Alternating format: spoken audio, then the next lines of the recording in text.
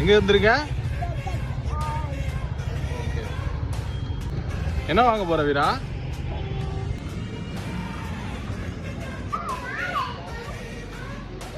என்ன வாங்க போற?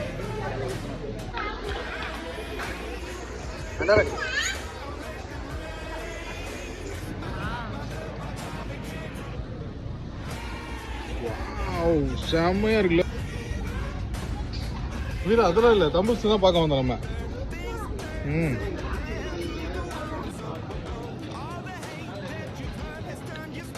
பாக்ஸிங் க்ளவுஸ் போட போறியா? உள்ள போறியா?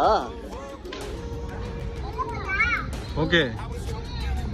வாவ்,